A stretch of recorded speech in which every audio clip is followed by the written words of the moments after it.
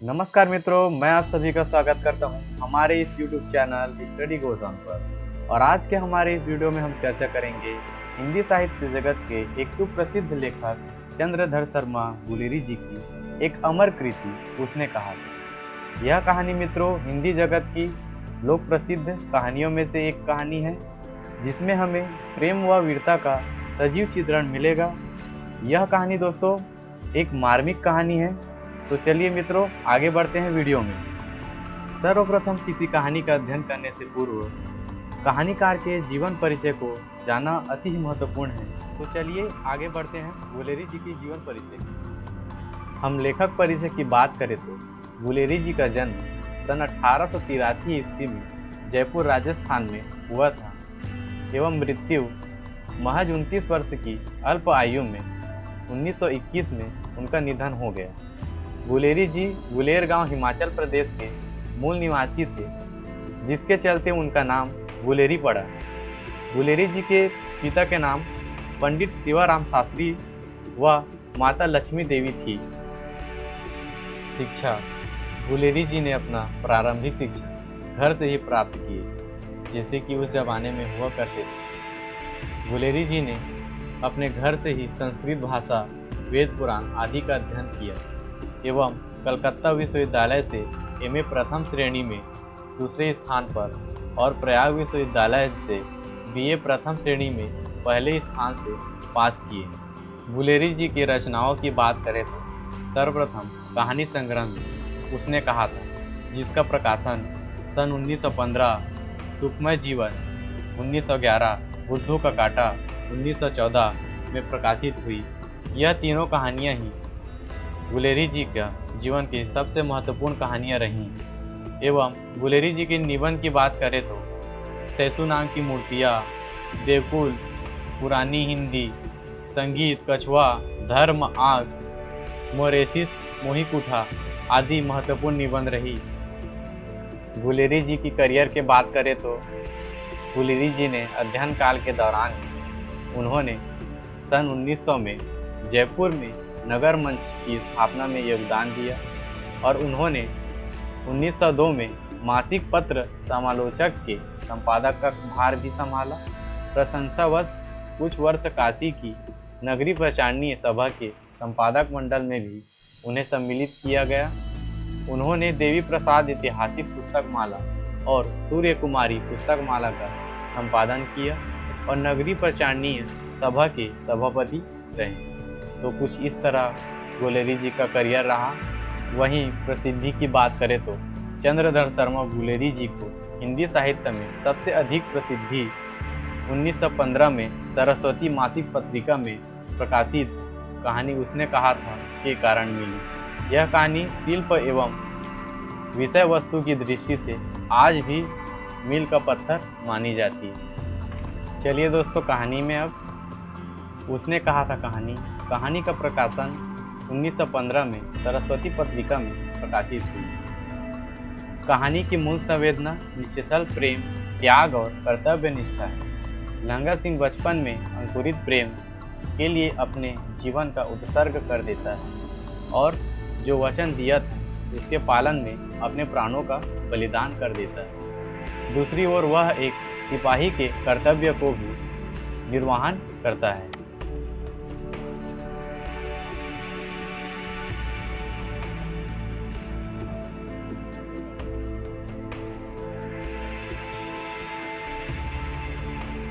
यह कहानी प्रथम विश्व युद्ध की पृष्ठभूमि को लेकर रचित है। यह कहानी रचना शिल्प की दृष्टि से अपने समय से बहुत आगे की रचना है। वहीं कहानी के मुख्य पात्रों की हम बात करें तो लंगा सिंह, सूबेदारनी, हजारा सिंह, लेफ्टिनेंट साहब, बोधा सिंह व वजीरा सिंह। चलिए दोस्तों आगे बढ़ते हैं हम कहानी के सारांश की ओर।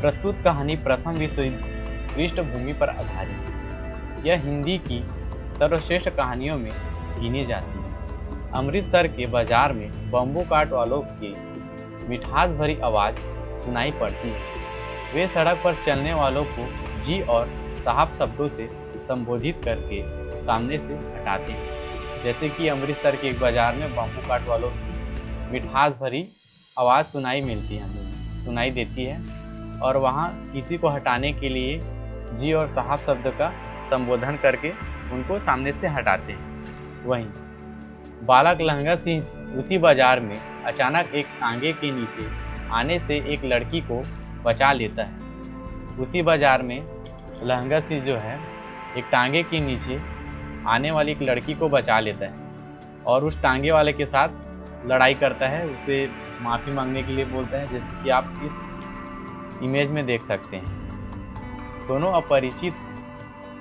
यहीं से इन दोनों का परिचय होता है। एक दुकान पर दुकानदार अन्य ग्राहकों को सौदा देने में व्यस्त है, इसीलिए दोनों को पारस्परिक वार्तालाप करने का अवसर मिल जाता है। दोनों एक दुकान में जाते हैं, लेकिन वहाँ जो दुकानदार रहता है वो दूसरे ग्राहकों में व्यस्त होता है। इसी वजह से दोनों को बात करने का अवसर मिल जाता है। फिर दोनों बात करते हैं।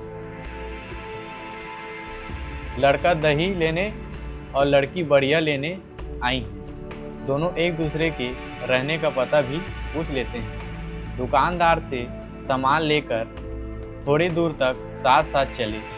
लड़के के मन में प्रेम का बीजांकुर फूटा और उसने लड़की से पूछ ही लिया, क्या तेरी कुरमाई हो गई? तो उस दुकान में दोनों सामान लेते हैं।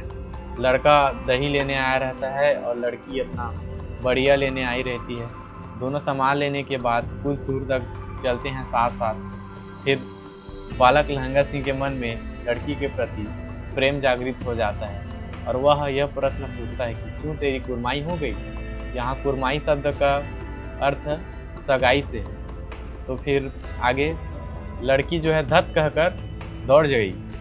1 महीने तक अकस्मात किसी न किसी दुकान पर मिल जाते और लड़का अपना पुराना प्रश्न ही दोहराता। लगातार वे 1 महीने तक किसी न किसी दुकान में किसी न किसी माध्यम से एक साथ मिल जाते और लड़का हमेशा बालक लहंगा सिंह जो है बड़े प्यारे अंदाज में हमेशा लड़की से यह कहता कि क्यों तेरी कुरमाई हो गई, और लड़की हमेशा का अपना वही जवाब देती। एक दिन लड़की उस प्रश्न का जवाब यह कह दी है, हाँ हो गई। देखते नहीं ये रेशम के कड़े हुए सालू। एक दिन फिर ऐसा होता है कि लड़की यह जवाब देती कि हाँ हो गई, मेरी सगाई हो गई। देखते नहीं मेरे रेशम के कड़े हुए सालू गए। फिर आगे यह जवाब सुनकर लड़के का मन खिन्न हो जाता है। उसकी मन स्थिति पर इसका बड़ा प्रतिकूल प्रभाव पड़ता है। फिर वर्षों तक दोनों एक दूसरे से मिल नहीं पाते। जैसे कि जब लड़की हाँ बोल देती है तो बालक लहंगा सिंह का मन खिनक जाता है और उसके मन में बहुत ही प्रतिकूल प्रभाव पड़ता है, जिससे वह अपने मामा के घर को छोड़ के अपने चाचा के घर चला जाता है। आगे कहानी में कालक्रम में 25 वर्षों की लंबी अवधि गुजर जाने के बाद बालक लहंगा 77 नंबर के सिख राइफल का फौजी जमादार बन जाता है। वह फ्रांस युद्ध के मैदान में कार्यरत है। लहंगा सिंह को उसके भाई कीरत का एक खत मिलता है और उस खत में कीरत बार बार विनती करता है घर आने के लिए। इसी दौरान सूबेदार हजारा सिंह लाम पर जाने की जानकारी देता है। लाम पर जाना मतलब युद्ध के लिए जाना, और पूरे पलटन को 7 दिनों की छुट्टी का खबर सुनाता है। लाम पर जाने से पूर्व सैनिक को आराम करने के लिए 7 दिनों की छुट्टी का खबर सुनाता है और सूबेदार हजारा सिंह लहंगा सिंह को कहता है कि घर से वापस लौटते समय एक साथ आने को कहता है, क्योंकि सूबेदार हजारा सिंह व लहंगा सिंह का गांव पास होने के कारण हजारा सिंह कहता है कि आने के समय दोनों साथ साथ आएंगे। लहंगा सिंह वह अपने सूबेदार हजारा सिंह से मिलने उसके घर पहुंचा। जब छुट्टी ख़त्म हो जाती है उसके बाद लहंगा सिंह जो है सूबेदार के पास आते हैं। घर पहुंचकर लहंगा सिंह को पता चला कि सूबेदारनी बचपन में मिली वही लड़की है। जब लहंगा सिंह सूबेदार के घर पहुंचते हैं तब उनको यह पता चलता है कि जो सूबेदारनी होती है वो कोई और नहीं, उनके बचपन में मिली वही लड़की होती है, जिससे वो बार बार यह प्रश्न करते थे कि तेरी कुरमाई हो गई, तेरी कुरमाई हो गई। सूबेदारनी ने अपने पति हजारा सिंह व पुत्र बोधा सिंह की रक्षा का वचन लहंगा सिंह से ले लिया। जब सूबेदारनी को यह पता चलता है कि लहंगा सिंह कोई और नहीं, बचपन के वही बालक हैं जो उसके प्राण बचाए रहते हैं, तो वो जो है अपने पति और बच्चे की रक्षा का वचन ले लेती है। आगे फ्रांस का युद्ध क्षेत्र है। खंदक में भारतीय सैनिक ठहरे हैं।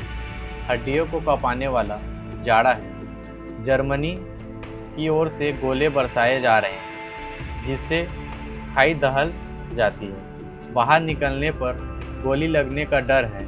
खंदक में 4 दिन हो गए, अभी 3 दिन और रुकना है, फिर रिलीफ आ जाएगी। लहंगा सिंह तथा अन्य सिपाही लड़ना चाहते हैं, परंतु जनरल ने पीछे हटने का हुक्म दिया है। सूबेदार हजारा सिंह फिरंगी मैम द्वारा दिए गए फल और दूध का आनंद लेना चाहता है। सूबेदार खंदक में से पानी निकालने का आदेश देता है। विदूषक वजीरा सिंह सबको हंसाता है और फ्रांस में ही जमीन लेकर रहना चाहता है। वजीरा सिंह मेम का नाम लेकर मजाक करता है और हजारा सिंह लहंगा सिंह से अपने पुत्र बोधा सिंह के स्वास्थ्य के बारे में पूछता है। आगे दोपहर रात बीत गई है, घना अंधेरा है। लहंगा सिंह खंदक और अस्वस्थ बोधा सिंह को देख रहा है। बोधा सिंह को ठंड लग रही है, इसलिए लहंगा सिंह ने अपने कंबल और कोट उसे ओढ़ा दिए हैं। अपनी जर्सी भी उसे दे दी। इसी दौरान सूबेदार हजारा सिंह को किसी ने पुकारा। हजारा सिंह ने उसे लेफ्टिनेंट साहब समझकर सलाम किया। आगंतुक ने कहा, पास ही जर्मन खाई है, वहाँ थोड़े से सैनिक हैं। मैं थोड़ी दूर पर अपने 15 आदमी खड़े कर आया हूँ, तुम खंदक को जीत कर वहीं रहना। सूबेदार 10 सिपाहियों को छोड़कर चला गया। लहंगा सिंह आगंतुक के बात करके यह जान गया कि वह भारतीय अधिकारी नहीं है, उसके भेष में कोई जर्मन है। उसने तुरंत कुछ निश्चय किया। आगंतुक ने जो सिगरेट दी थी उसे जलाने के लिए दिया सलाई लेने का बहाना करके वह अंदर गया और अंधेरे में वजीरा सिंह से टकरा गया। लहंगा सिंह ने वजीरा सिंह को सारी कथा सुना दी और कहा कि लेफ्टिनेंट साहब के रूप में कयामत आई है। हमारे लेफ्टिनेंट साहब मारे गए हैं या कैद हो गए हैं। तू फौज के पैरों का निशान देखकर सूबेदार को सारा समाचार दे दे और लौटने को कह दे, अन्यथा वे भटकते ही रहेंगे। मैं लेफ्टिनेंट साहब को देख लूँगा। लहंगा सिंह के खंदक की दीवार से चिपक कर देखा कि जर्मन अधिकारी ने 3 गोले खंदक में रखे और उन्हें एक तार से जोड़कर एक गुत्थी को तार के सिरे से जोड़कर तिगड़ी के पास रख दिया और दिया सलाई से गुत्थी में आग लगाना चाहता है। लहंगा सिंह ने बंदूक की बट उसकी कोहनी पर मार दी, जिससे दिया सलाई नीचे गिर गई। फिर उसने बंदूक के कुंदे से साहब की गर्दन पर वार किया, जिससे साहब धराशायी हो गए। लहंगा सिंह ने उनकी जेब से लिफाफे और डायरी निकाली। पतलून की जेब उसने नहीं देखी। जैसे कि लहंगा सिंह वजीरा सिंह से टकराता है। टकराने के बाद लहंगा सिंह ने वजीरा सिंह को नकली लेफ्टिनेंट के पूरी जानकारी देते हैं और सूबेदार को वापस बुलाने के लिए वजीरा सिंह को भेज देता है।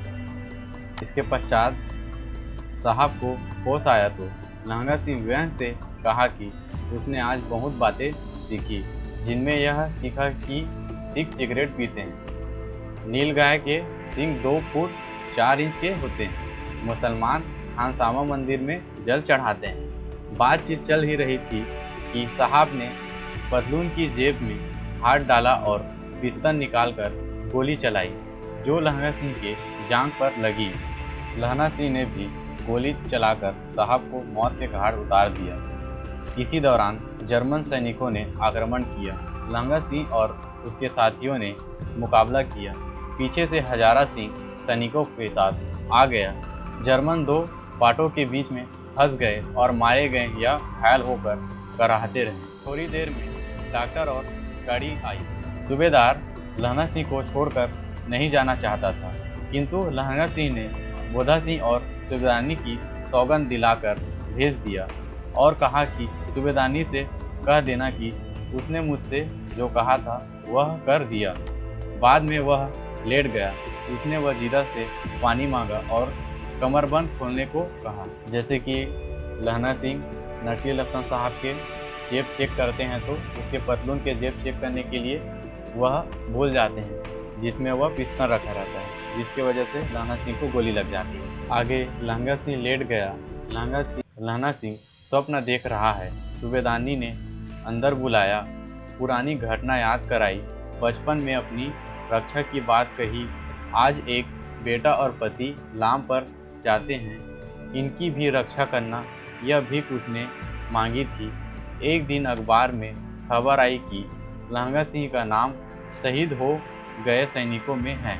इस प्रकार लहंगा सिंह ने कड़कती ठंड में बोधा सिंह को अपना कंबल और जर्सी देकर उसकी जान बचाई और युद्ध के दौरान लड़ाई लड़कर लहंगा सिंह ने सूबेदार एवं पूरी पलटन की जान बचाकर अपने प्राणों को बलिदान कर दिया।